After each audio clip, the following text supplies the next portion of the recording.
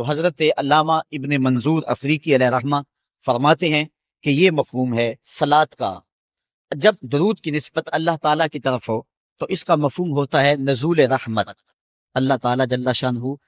اپنے محبوب پر مزید رحمتوں کا نزول فرماتا ہے، جس سے حضور کے درجے بلند ہوتے ہیں اور حضور کی عظمت میں اور اضافے ہوتے ہیں۔ اور جب فرشتوں کی طرف نسبت کی جائے تو فرشتوں کی طرف نسبت بھی دعا کے معنی میں ہے۔ اور جب ہم اللہ کی بارگاہ میں یہ دعا مانگتے ہیں کہ اے اللہ اس پیارے محبوب علیہ السلام پر رحمت نازل فرما، تو یہ اللہ کی بارگاہ میں گزارش ہوتی ہے۔ اسی لیے علماء نے کہا کہ درود ایک ایسا وظیفہ ہے جو کسی صورت میں رد نہیں ہوتا۔ چونکہ ہم یہ کہتے ہیں اے اللہ اپنے پیارے نبی پر رحمت نازل فرما، وہ تو پہلے ہی فرما رہا ہے، تو ہم کہیں یا اللہ اپنے نبی پہ رحمت نازل فرما، تو کیا اللہ فرمائے گا کہ میں نہیں فرماتا؟ اس لیے یہ ہو ہی نہیں سکتا۔ علماء کہتے ہیں کہ جو درود ہے وہ بہر صورت قبول ہوتا ہے۔ اس لیے حضرت عمر رضی اللہ تعالیٰ عنہ فرماتے ہیں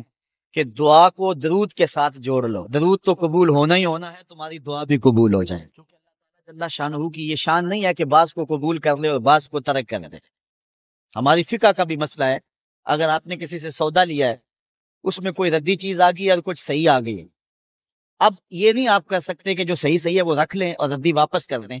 یا تو وہ صحیح کے ساتھ ردی بھی قبول کرنا پڑے گی اور یا پھر جو ہے وہ صحیح بھی واپس کرنا پڑے گی۔ یہ نہیں ہوگا کہ مرضی کی رکھ لی اور مرضی کی واپس کر لی، یا سارا سودا قبول کرنا پڑے گا یا سارا سودا واپس کرنا پڑے گا۔ تو اللہ تعالیٰ جل شانہ کے حضور جب درود کے ساتھ دعا مانگی جائے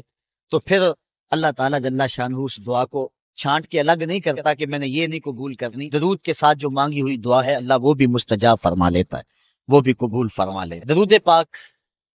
وہ بابرکت عمل ہے کہ جو اہل ایمان کو تعلیم دیا گیا۔ علماء نے لکھا کہ زندگی میں ایک مرتبہ درود شریف پڑھنا فرض ہے، اور جب حضور علیہ السلام کا نام لیا جائے اس وقت درود پڑھنا واجب ہے۔ اس کے علاوہ بھی وجوب کے اور بہت سارے مقامات علماء نے بیان کیے، اور نمایاں 40 مقامات علماء نے بیان کیے جہاں درود شریف پڑھنا مستحب ہے، لیکن بعض مقامات پہ درود شریف پڑھنا مکروہ بھی ہے، جس طرح باتھ روم اور اس قبیل کے اور مقامات اور جگہ اور جو ہے وہ احوال ایسے ہیں جہاں درود شریف نہیں پڑھا جائے گا۔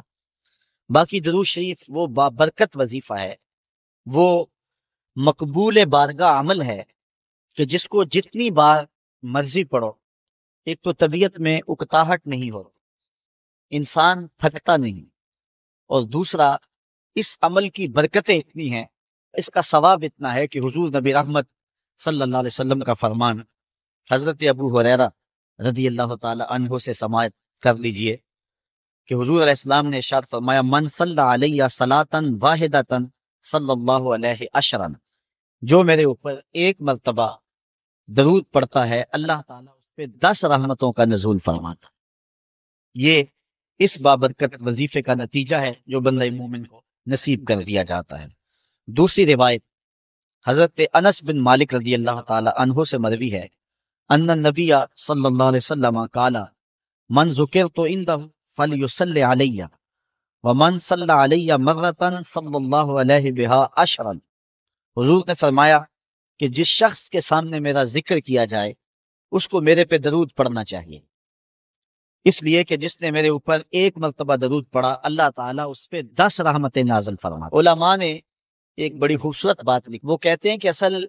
درود پڑھ کر کے اپنے لیے رحمتیں طلب کرنا ہوتا ہے، کہ مصطفیٰ کریم علیہ الصلوۃ والسلام ہمارے درود کے محتاج ہے۔ بندہ کہ میں درود پڑھ رہا ہوں، جب ہم نہیں تھے اس وقت بھی مصطفیٰ پہ درود پڑھا جا رہا، جب کائنات کو خلق وجود بھی نہیں دیا گیا تھا مصطفیٰ پہ درود اس وقت بھی پڑھا جا رہا تھا۔ تو یہ ہم اپنی سعادت مندی حاصل کریں۔ اس کی مثال یہ ہے